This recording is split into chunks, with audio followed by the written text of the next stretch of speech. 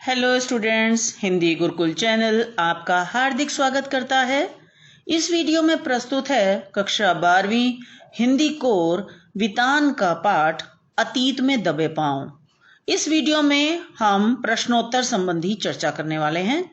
छात्रों, पहले पाठ्य पुस्तक के प्रश्नोत्तर पर चर्चा और फिर कुछ महत्वपूर्ण प्रश्नों पर चर्चा। तो आइए शुरू करते हैं।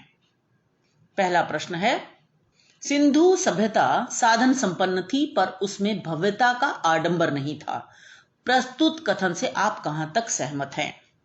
इसका उत्तर आप ऐसे लिखेंगे कि सिंधु सभ्यता एक साधन संपन्न सभ्यता थी, किंतु उसमें राज सत्ता या धर्म सत्ता के कोई चिन्ह नहीं मिलते, जबकि दूसरी अन्य सभ्यताएं राजतंत्र या धर्मतंत्र द्वारा संचालित थीं। वहां बड़े बड़े सुंदर महल, पूजा स्थल, भव्य मूर्तियां, पिरामिड आदि मिले हैं। राजाओं और धर्माचार्यों की समाधियां भी मिली हैं, परंतु वहां की नगर योजना, वास्तुकला, मोहरें, ठप्पे, जल व्यवस्था, साफ सफाई और सामाजिक व्यवस्था सबको देखकर यह कहा जा सकता है कि यह सभ्यता अनुशासन से बद्ध थी। अनुशासन में बंधी हुई सभ्यता थी ये, है ना। और सिंधु सभ्यता दूसरी सभ्यताओं से अलग थी, उसमें स्वाभाविकता थी। किसी प्रकार का आडंबर, किसी प्रकार का बनावटीपन नहीं नजर आता, जबकि अन्य सभ्यताओं में राजतंत्र या धर्मतंत्र की ताकत को दिखाने वाले, उनको प्रदर्शित करने वाले भव्य महल, बहुत बड़े बड़े मंदिर, विशाल मंदिर और मूर्तियां बनाई गईं। किंतु सिंधु घाटी की सभ्यता में खुदाई में हमें जो मूर्तियां मिली हैं, खिलौने मिले हैं, मृद भांड मिले हैं, नावें मिली हैं, उनका सबका आकार छोटा छोटा है। इस प्रकार हम कह सकते हैं कि इस सभ्यता में भव्यता का आडंबर नहीं था, ढोंग नहीं था। अगला प्रश्न, सिंधु सभ्यता की खूबी उसका सौंदर्य बोध है, जो राज पोषित न होकर समाज पोषित था। ऐसा क्यों कहा गया है? सिंधु सभ्यता में औजार तो बहुत से मिले हैं, किंतु हथियारों का कहीं भी कोई प्रयोग रहा होगा, ऐसा कोई हमें प्रमाण, ऐसा कोई सबूत नहीं मिला है। वे लोग अनुशासन प्रिय थे, परंतु यह अनुशासन लोगों में सादगी होने के कारण स्वयं ही मौजूद था। किसी ताकत के द्वारा उनको अनुशासित नहीं किया गया, है ना।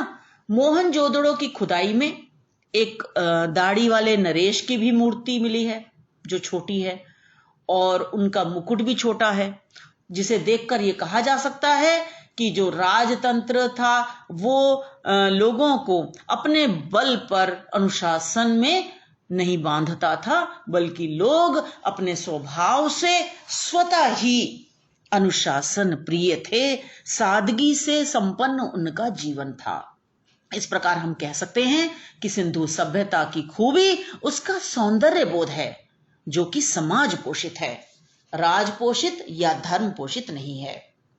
अगला प्रश्न, यह सच है कि यहां किसी आंगन की टूटी फूटी सीढ़ियां अब आपको कहीं नहीं ले जाती।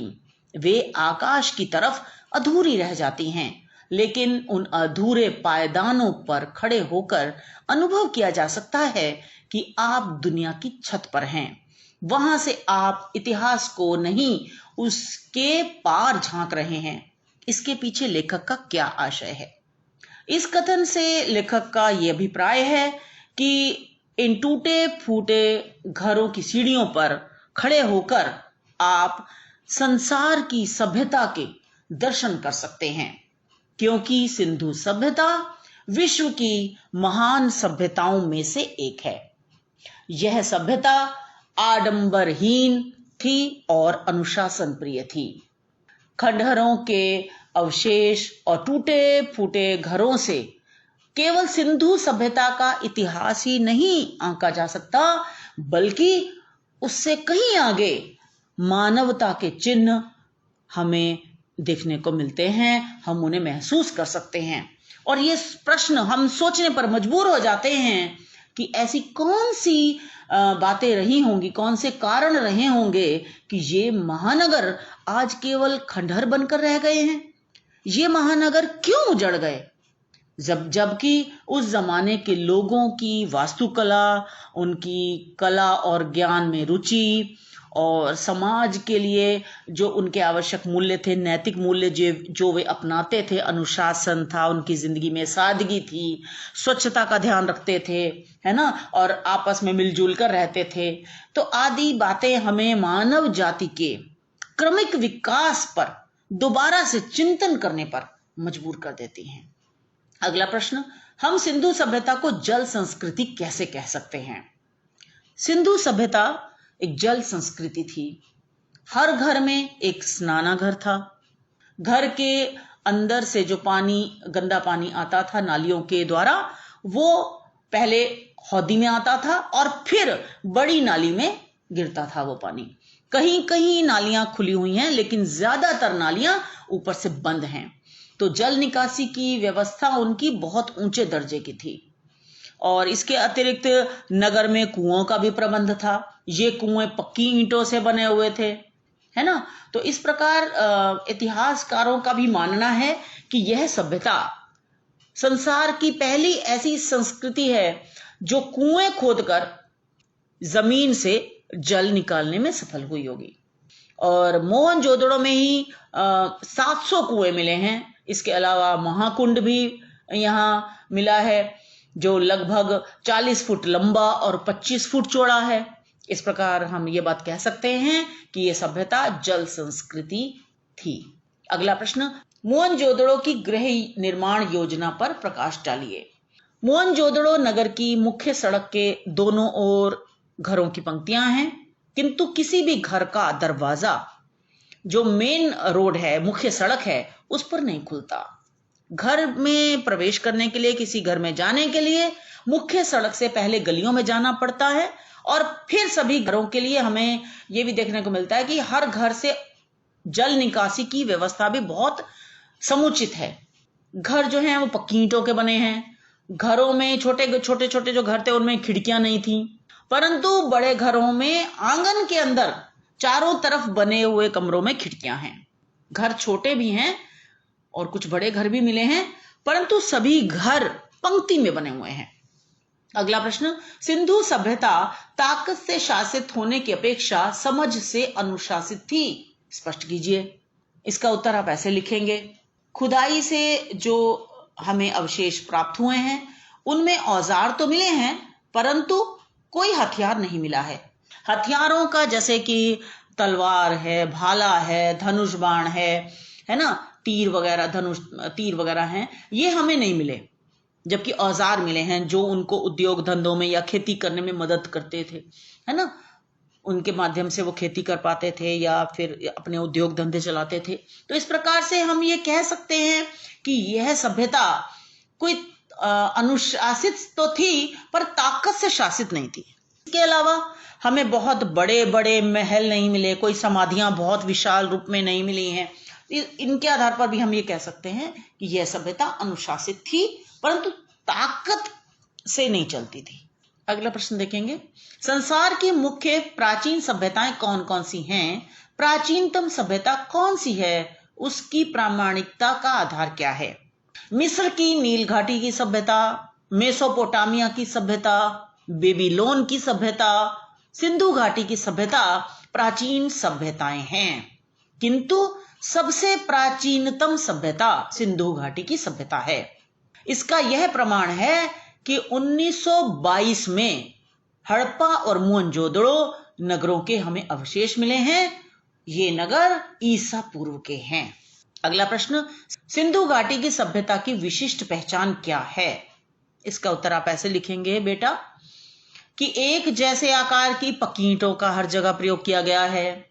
जल निकासी की व्यवस्था बहुत उत्कृष्ट कोटि की है और जो वास्तुकला हमें देखने को मिलती है वो भी अपने में बेजोड़ है। इसके अतिरिक्त नगर नियोजन बहुत अच्छे ढंग से किया गया था। तो इन सब के कारण हम ये कह सकते हैं कि इसकी जो सिंधु घाटी सभ्यता बहुत उत्कृष्ट कोटि की थी।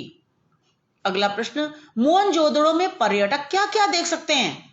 मोहनजोदड़ो में पर्यटक बहुत सी चीजें देख सकते हैं। बौद्ध स्तूप देखा जा सकता है ना, उसकी अपनी विशेषताएं हैं। महाकुंड की अपनी विशेषताएं हैं। अजायब घर में बहुत सी वस्तुएं रखी गई हैं जिनको दर्शक देख सकते हैं, है ना। तांबे का शीशा है, मृद भांड है, उस पर चित्रित चित्र हैं, है ना। और दाढ़ी वाले नरेश की मूर्ति है, और इसके अलावा नृत्य की है, उसकी मूर्ति मिली है, और भी बहुत सारी चीजें मिली हैं, सुइयां मिली हैं, बहुत सारी चीजें मिली हैं। तो उनके बारे में भी हमें पता चलता है, वो भी हम देख सकते हैं पर्यटक। ठीक है। अगला प्रश्न, अतीत में दबे पांव पाठ के आधार पर शीर्षक की सार्थकता सिद्ध कीजिए। इसके लिए हम कह सकते हैं कि अतीत में दबे पांव नामक पाठ का शीर्षक एकदम सार्थक है, क्योंकि वहां की सड़कें, नालियां, स्तूप और सभागार, महाकुंड और विशाल स्नानाघर और बौद्ध स्तूप, कुएं, और जितनी भी चीजें हमें वहां पर मिली हैं, हम वो देखते हैं तो वो हमें पता चलता है उनको देखकर कि वे लोग कितने अनुशासित थे। और ये सब चीजें देखकर हमें ऐसा प्रतीत होता है कि मानो कि अतीत आज भी शायद जिंदा है। जब हम किसी घर में प्रवेश करने लगते हैं, किसी अनधिकृत रूप से, क्या हम किसी के घर में प्रवेश कर रहे हैं? लेखक कहते हैं ऐसा महसूस होता है। और जब हम किसी घर की रसोई, घर की खिड़की से झांकते हैं तो ऐसा प्रतीत होता है कि जैसे कि भोजन पक रहा है, शायद उसकी गंध आएगी। तो इस तरह का जो अनुभव है जो लेखक को हुआ, तो लेखक कहते हैं कि ऐसा देखकर लगता है कि हम अतीत में शायद हम दबे पांव विचरण करने की कोशिश कर रहे हैं, हम उसमें प्रवेश करने की कोशिश कर रहे हैं। इसलिए अतीत में दबे पांव शीर्षक सार्थक और सटीक है। अगला प्रश्न, कुलधरा कहाँ है? मोहनजोदड़ो के खंडहरों को देखकर कुलधरा की याद क्यों आती है? कुलधरा जैसलमेर के मुहाने पर, मुहाने बच्चों कहते हैं एंट्रेंस पर, पीले पत्थरों से बना हुआ, पीले पत्थरों के घरों वाला एक सुंदर सा गांव है।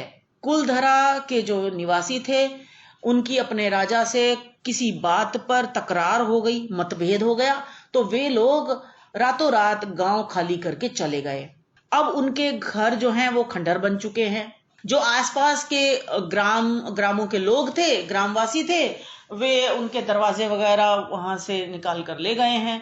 लेकिन उन घरों की दीवारें, खिड़कियां आज भी मौजूद हैं, और ऐसा प्रतीत होता है कि मानो ये लोग कहीं गए हैं अपने काम पर और शाम होते ही अपने घरों में लौट आएंगे। जोदड़ो में लेखक एंटर कर रहे थे, वहां पर खंडहर देख रहे थे, तो लेखक को ऐसा महसूस हुआ कि जैसे कि वे किसी अजनबी घर में अनधिकार रूप में घुसने का प्रयास कर रहे हैं। तो उन्हें अपराध बोध सा भी हुआ। ठीक है। इसीलिए कुलधरा की बस्ती और मोहनजोदड़ो के खंडहर अपने समय के इतिहास का हमें दर्शन कराते हैं। छात्रों, इसके अलावा कुछ ऐसे प्रश्न भी हैं जो 2-2, 3-3 अंक के आ सकते हैं, तो उन पर भी मैं चर्चा कर रही हूं। आप ध्यान से सुने और आप उनको समझकर अपनी कॉपी में भी लिख सकते हैं बेटा। तो आइए अब हम कुछ अन्य प्रश्नों पर चर्चा कर लेते हैं। हड़प्पा शहर के साक्ष्यों की पूर्ण रूप से प्राप्ति क्यों नहीं हो पाई है? हड़प्पा शहर के अधिकांश सबूत रेल लाइन बिछाने के दौरान पूरी तरह से नष्ट हो गए। इसी कारण वे आधुनिक युग में विकास के कारण भेंट चढ़ गए। तभी हम उनको पूरी तरह से नहीं देख पा रहे हैं, हम नहीं प्राप्त कर पाए हैं। अगला प्रश्न, मोहनजोदड़ो शहर की व्यापकता के विषय में लिखिए। मोहनजोदड़ो शहर अपने समय में बहुत विशाल रूप में रहा होगा। लगभग 500 साल पहले यह शहर 200 हेक्टेयर में फैला हुआ था और इसकी जनसंख्या लगभग 85,000 थी, यानी 85,000 थी यहाँ की पॉपुलेशन। यह घाटी भी सभ्यता का केंद्र रही होगी। अगला प्रश्न, मोहनजोदड़ो कहां बसा हुआ था? इस शहर के नाम का क्या अर्थ है और इसे अब किस नाम से पुकारते हैं? मोहनजोदड़ो पाकिस्तान के सिंध प्रांत में बसा हुआ था, जहां कभी सिंधु घाटी सभ्यता थी। मोहनजोदड़ो शब्द का अर्थ है मुर्दों का टीला। वर्तमान में इसे मोहनजोदड़ो नाम से पुकारा जाता है। पहले क्या कहा जाता था? मोहनजोदड़ो, और अब क्या कहा जाता है? मोहनजोदड़ो। ठीक है बेटा। मोहनजोदड़ो को विशेष प्रकार से क्यों बसाया गया था और क्यों? मोहनजोदड़ो सिंधु घाटी सभ्यता के समय छोटे छोटे टीलों पर बसा हुआ था। ये टीले प्राकृतिक नहीं थे बल्कि मनुष्यों द्वारा बनाए गए थे। ईंटों से धरती की सतह को ऊंचा उठाकर इसे बनाया गया था। ऐसा उन्होंने इसलिए किया था कि जिससे सिंधु नदी में यदि बाढ़ आए तो उससे शहर को नुकसान न हो, उसमें मकान न डूबे। वर्तमान में सिंधु घाटी सभ्यता को किस रूप में देखा और महसूस किया जा सकता है? वर्तमान में सिंधु घाटी सभ्यता को इसकी सूनी पड़ी गलियों, सड़कों पर घूमकर देखा जा सकता है, महसूस किया जा सकता है। इसकी टूटी फूटी दीवारें, खंडहर, दहलीज, सीढ़ियां, पायदान आदि जब हम देखते हैं तो हमें उस समय की याद आ जाती है और हम इतिहास के पार झांक सकते हैं। अगला प्रश्न, मोहनजोदड़ो के अवशेष कितने पुराने हैं? इन्होंने भारत को प्राचीन सभ्यताओं की किस श्रेणी में ला खड़ा किया है?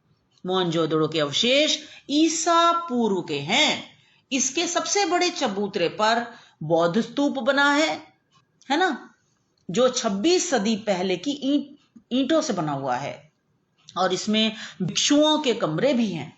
इस खोज ने भारत को मिस्र और मेसोपोटामिया को बेटा आजकल इराक कहते हैं, है ना, मिस्र और मेसोपोटामिया की प्राचीन सभ्यताओं के समकक्ष यानी उसके बराबर ला खड़ा किया है। अगला प्रश्न, इस आदिम शहर की सभ्यता संस्कृति की अधिकांश वस्तुएं अब कहां हैं? इस आदिम शहर की सभ्यता संस्कृति से संबंधित वस्तुएं अब कराची, लाहौर, दिल्ली और लंदन के संग्रहालयों में यानी कि म्यूजियम्स में सुरक्षित हैं। अगला प्रश्न, सिंधु क्षेत्र में सर्दियों में वातावरण कैसा होता है? सिंधु घाटी सभ्यता का क्षेत्र सिंध राजस्थान से कुछ कुछ मिलता जुलता है। सर्दियों में भी धूप जो होती है वो चौंधियाने वाली होती है दोपहर को, है ना, और जैसे राजस्थान धूप पारदर्शी होती है, परंतु ये वाली धूप जो है ये यहाँ पर पारदर्शी नहीं होती, जिस कारण वहां अब सारा वातावरण और दिशाएं फीके फीके रंग में रंगी हुई प्रतीत होती हैं। खुला आसमान, सूना परिवेश, है ना, धूल और बहुत गर्मी, सर्दी यहाँ के वातावरण की विशेषताएं हैं। मोहनजोदड़ो में कौन सा निर्माण अभी भी अपने मूल रूप के बहुत नजदीक दिखाई देता है? अन्य संरचनाओं की स्थिति कैसी है? मोहनजोदड़ो में अनुष्ठानिक महाकुंड ही अभी तक अपने मूल स्वरूप के बहुत नजदीक दिखाई देता है, जो अद्वितीय वास्तुकला का नमूना कहा जा सकता है। अन्य इमारतें और संरचनाएं काफी उजड़ चुकी हैं कि हम कल्पना से ही केवल उनके उपयोग का, उनकी बनावट का अंदाजा लगा सकते हैं। मोहनजोदड़ो की सड़कों की क्या विशेषताएं है ना? मोहनजोदड़ो की सड़कें या तो सीधी हैं या फिर आड़ी। आजकल के वास्तुकार इसे ग्रिड प्लान कहते हैं। अगला प्रश्न, विश्व के कौन से नगर ग्रिड प्लान के अनुसार बने हुए हैं? विश्व के प्रसिद्ध नगर जो हैं वो ये वाले नगर हैं जो हम भारत में चंडीगढ़ और ब्रासीलिया, इस्लामाबाद ग्रिड शैली के शहर हैं, जो आधुनिक नगर नियोजन के प्रतिमान ठहराए जाते हैं। महाकुंड की क्या विशेषताएं हैं, उन्हें लिखिए। महाकुंड जो है जिस गली में उसको देवमार्ग का नाम दिया गया है, यहां सामूहिक स्नान होता होगा। यह कुंड 40 फुट लंबा, 25 फुट चौड़ा और 7 फुट गहरा है। इसमें उत्तर और दक्षिण दोनों ओर से सीढ़ियां उतरती हैं। 3 तरफ साधुओं के कमरे बने हुए हैं और 2 पंक्तियों में 8 स्नान घर हैं। और उनकी यह विशेषता है कि किसी का भी दरवाजा दूसरे स्नान घर के सामने नहीं खुलता है। कुंड में पक्की ईंटों से उसको बनाया गया है, जमाव उसका तल पक्की ईंटों से है ताकि पानी रिस ना सके और गंदा पानी भी अंदर ना जाए कुंड के। और इसमें कुंड के तल पर और दीवारों पर ईंटों के बीच में चूने और चिरोड़ी के गारे का प्रयोग किया गया है। और कुंड के जल के लिए बाहर एक कुआं है, और जो कुंड से पानी को बाहर निकालने के लिए पक्की ईंटें बनी हुई हैं और पक्की ईंटों की जो नालियां बनी हैं उनको ढका हुआ रखा गया है, मतलब वो खुली नहीं है नालियां। अगला प्रश्न, कोठार क्या थे, इनका निर्माण क्यों किया गया था? कोठार अनाज इकट्ठा करने के लिए भंडार बनाए गए थे, जिनमें कर के रूप में प्राप्त किया गया अनाज रखा जाता था। जिस अनाज को कर के रूप में वे लोग इकट्ठा करते थे तो उसका संग्रह, उसका भंडार वो कोठार में करते थे। यहां 9 चौकियों की 3 पंक्तियां हैं, 3 कतारें हैं। उत्तर दिशा में एक गली बनी हुई है जहां ढुलाई के लिए शायद बैलगाड़ियों का प्रयोग होता होगा। अगला प्रश्न, कृषि के लिए इस क्षेत्र का प्रयोग कैसे होता था? वे लोग कौन कौन सी फसलें उगाते थे? यहाँ के लोग रबी की फसल उगाते थे। यहाँ कपास, गेहूं, ज्वार, बाजरा और रागी की पैदावार की जाती थी। इसके अतिरिक्त खजूर, खरबूजे और अंगूर भी उगाए जाते थे और झाड़ियों से बेर भी इकट्ठे किए जाते थे। अगला प्रश्न, कॉलेज ऑफ प्रीस्ट किसे कहा गया है? इसका निर्माण क्यों किया गया होगा? महाकुंड के उत्तर पूर्व में एक बहुत बड़ी इमारत के खंडहर मिले हैं जिसके 3 तरफ बरामदे और बीच में खुला स्थान है। इसमें 20 खंभों वाला एक बड़ा सा हॉल है। दक्षिण की तरफ एक टूटी फूटी इमारत है। ऐसा माना जा रहा है कि बरामदों के साथ अनेक छोटे छोटे कमरे रहे होंगे और धार्मिक अनुष्ठानों में ज्ञानशालाएं साथ साथ सटाकर बनाई जाती थी, इसलिए इसे कॉलेज ऑफ प्रीस्ट कहते हैं। यह भी अनुमान लगाया जाता है कि यह राज्य सचिवालय है ना, या सभा भवन या कोई सामुदायिक केंद्र यानी कम्युनिटी सेंटर रहा होगा। मोहनजोदड़ो की भवन निर्माण कला की कौन सी विशेषता चंडीगढ़ के संरचनाकार कार्बूजिए ने अपनी वास्तुकला में सम्मिलित की थी? मोहनजोदड़ो में सड़क के दोनों ओर घर हैं। सड़क की ओर सभी घरों की पीठ है, यानी सभी घरों का मुख्य दरवाजा जो मेन रोड है उस तरफ नहीं खुलता है। तो सब घरों के दरवाजे अंदर गलियों की ओर खुलते हैं। तो चंडीगढ़ के संरचनाकार कार्बूजिए ने भी 50 साल पहले यही किया था। उन्होंने ये आइडिया मोहनजोदड़ो से ही लिया, ऐसा माना जाता है। वहां अब चंडीगढ़ में भी किसी भी घर में अगर प्रवेश करना है तो मुख्य सड़क से पहले सेक्टर में एंटर होना पड़ता है, फिर गली में, और फिर हम किसी घर में जा सकते हैं। अगला प्रश्न, मोहनजोदड़ो में जल निकासी की व्यवस्था किस प्रकार की गई थी? तो बेटा 2-3 नंबर का यह प्रश्न भी आ सकता है। मोहनजोदड़ो में सभी नालियां ढकी हुई थी, सड़क के दोनों तरफ समानांतर रूप से बनी हुई थी, हर घर में एक स्नान घर था यानी एक बाथरूम था, घरों के भीतर से गंदा पानी नालियों से बाहर जो आता हौदी में आता था नालियों से, फिर जो नालियां थी वो बड़ी नाली में मिल जाती थी। मोहनजोदड़ो को जल संस्कृति नाम क्यों दिया गया? क्योंकि जल का प्रबंधन बहुत अच्छे ढंग से उन्होंने किया था, है ना। कुएं भी उन्होंने खोदे और ऐसी सभ्यता पहली मिली है जो जिसने कि जमीन से जल निकाला और कुओं से जल प्राप्त किया और अपने उसको वो प्रयोग में लाते थे। 700 कुएं यहाँ पर मिले हैं, नदी, कुंड, है ना, और कुएं, स्नान घर और बेजोड़ जल निकासी के कारण ही तो ये हम बात कह सकते हैं कि ये जल संस्कृति थी। ये मोहनजोदड़ो में लोगों के घरों की क्या विशेषता है? तो इसका उत्तर आप ऐसे लिखें।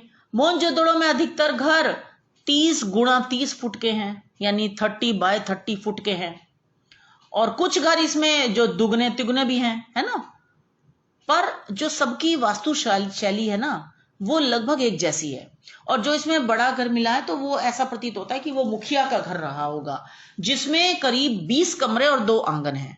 वो ऐसा एक ही घर मिला है, तो अंदाजा लगाया जा रहा है कि ये मुखिया का घर रहा होगा। अगला प्रश्न, नर्तकी का प्रसिद्ध शिल्प कहां से प्राप्त हुआ था? अब यह कहां पर है? मुख्य सड़क के जब दक्षिण ओर खुदाई की गई तो वहां से एक छोटे घर से नर्तकी का शिल्प प्राप्त हुआ था। और अब यह जो मूर्ति है यह दिल्ली के राष्ट्रीय संग्रहालय में रखी गई है, वहां पर सुरक्षित है, यानी नेशनल म्यूजियम दिल्ली का है, वहां पर रखी गई है। मोहनजोदड़ो में सब कुछ किस आकार में है, यानी कि शेप क्या है, जो भी चीजें वहां पर मिली हैं वो किस शेप में है। मोहनजोदड़ो में कुओं को छोड़कर, कुएं केवल गोल हैं, बाकी सब कुछ वर्गाकार या आयताकार है, यानी या तो स्क्वायर शेप में है या फिर रेक्टेंगल शेप में है। नगर की योजना चाहे हो, चाहे बस्तियां हो, घर हो, कुंड हो, छोटी बड़ी कोई भी इमारतें हो, ठप्पे हो, मोहरे हो, चौपड़ का खेल हो, गोटियां, तोल जो नाप तोल के बाट होते हैं वो हो, सब कुछ या तो चौकोर या फिर आयताकार रूप में है। अगला प्रश्न, मोहनजोदड़ो में पर्याप्त वर्षा और जंगलों का अनुमान किन आधारों पर लगाया जा सकता है? घरों में खिड़कियां या दरवाजों पर छज्जों के कहीं पर हमें चिन्ह नहीं मिलते, है ना, तो हम ऐसा अंदाजा लगा सकते हैं कि शायद तब बहुत तेज धूप नहीं पड़ती होगी, जो वे लोग छज्जे बनाने का सोचते, उन्हें जरूरत पड़ती इस बात की। और ये भी कह सकते हैं हम कि जानी मानी जो मोहरे हैं उन पर शेर, हाथी, गेंडा, इनके चित्र हैं, जो मरुभूमि में नहीं पाए जाते। मतलब मरुस्थल में ये जो जानवर होते हैं, मरुस्थल में तो होते नहीं है, शेर, हाथी, गेंडा, ये मतलब जंगलों में होते हैं, तो ये हम कह सकते हैं कि जंगल रहे होंगे। किसी भी नहर का कोई प्रमाण नहीं मिला है, इस आधार पर भी हम ये कह सकते हैं। तो ये आप पॉइंट्स लिख सकते हैं। अगला प्रश्न, लेखक को मोहनजोदड़ो को देखकर जैसलमेर के कुलधरा की याद क्यों आई? बेटा मैं इसका पहले भी बता चुकी हूं कि राजस्थान के जैसलमेर के जो एंट्रेंस है, मुहाना है, उसके पर एक पीले पत्थरों वाला सुंदर सा गांव है जिसका नाम है कुलधरा। वहां अब लोग नहीं रहते। तो लगभग कोई 150 साल पहले उनके अपने राजा से किसी बात में, कोई विचारों में कोई मतभेद हुआ। वे लोग मतलब स्वाभिमानी थे, इसलिए अपना गांव छोड़ के रातों रात चले गए थे और सारा सामान तो ले गए, तो लेकिन उनके घर जो है खंडर हो चुके हैं। और तभी लेखक ने जब यहाँ प्रवेश किया मोहनजोदड़ो में तो उसे वो कुलधरा की याद आई। अगला प्रश्न, मोहनजोदड़ो की सभ्यता के भग्नावशेषों में किसी भी हथियार का न मिलना क्या सिद्ध करता है? जितनी भी यहां से वस्तुएं खंडर रूप में प्राप्त हुई हैं वे लगभग 50,000 से अधिक प्राप्त हो चुकी हैं। बेटा इसे अच्छी तरह से दिमाग में बैठा लें आप। जो वस्तुएं प्राप्त हुई हैं उनकी संख्या कितनी है? लगभग 50,000, है ना। पर इनमें हथियार एक भी नहीं है। सभी औजार तो मिले हैं हमें, लेकिन हथियार कोई नहीं मिला। तो जिससे हम ये समझ सकते हैं, इस बात का हम अनुमान लगा सकते हैं कि वह सभ्यता अनुशासन प्रिय थी। कोई ताकत के बल पर यहां पर शासन नहीं होता था ना। समाज जो था खुद ही अपनी सादगी से रहता था, स्वच्छता का निर्वाह करता था, सादगी से रहता था, अनुशासन से रहता था। किसी की जोर जबरदस्ती, किसी के बल पर यहां पर ऐसा शासन नहीं था। तो इसलिए हथियारों का न मिलना यह सिद्ध करता है कि ये लोग स्वयं में ही अनुशासित थे। अगला प्रश्न, मोहनजोदड़ो की सभ्यता कैसी रही होगी? पाठ के आधार पर अपने अनुमान से लिखिए। मोहनजोदड़ो की सभ्यता भव्यता और बहुत ही आडंबर वगैरह को मानने वाली नहीं थी। वह निम्न और मध्यम वर्गीय सभ्यता थी, मतलब जो अनुशासन से बंधी हुई थी। वे लोग बहुत सभ्य, सादगीपूर्ण, धर्म प्रेमी और कला और सुरुचि में विश्वास रखने वाले और बहुत ही सुसंस्कृत रहे होंगे। पर उनकी सभ्यता लो प्रोफाइल सभ्यता थी, मतलब बहुत हाई फाई तरीके से वो लोग नहीं रहते थे। और अब अंतिम प्रश्न, मोहनजोदड़ो की सभ्यता से हमारा युग आज भी कुछ कुछ जुड़ा हुआ है, कैसे? मोहनजोदड़ो से जुड़ी सिंधु घाटी सभ्यता के समय पहियों वाली बैलगाड़ियां चला करती थीं, जिनके अवशेष प्राप्त हुए हैं। ऐसी ही बैलगाड़ियां कुछ साल पहले तक गांवों में चला करती थी। तो लेखक का मानना है कि उनके गांव में जब दुल्हन भी पहली बार ससुराल में आती थी तो ऐसी ही बैलगाड़ियों में उसे लाया जाता था सम्मान के साथ। इसलिए लेखक ने ये बात कही है। छात्रों, मुझे उम्मीद है कि आपको बहुत से प्रश्नों का उत्तर मिल गया होगा। इस वीडियो को लाइक करें, दोस्तों के साथ शेयर करें और सब्सक्राइब करना बिल्कुल ना भूलें बेटा। अगर आपने अभी तक सब्सक्राइब नहीं किया तुरंत कर लें और नोटिफिकेशन के लिए बेल आइकन को भी क्लिक करें। जुड़े रहें हमारे साथ, हम वीडियो डालते रहेंगे। धन्यवाद। तो मिलते हैं अगली वीडियो में।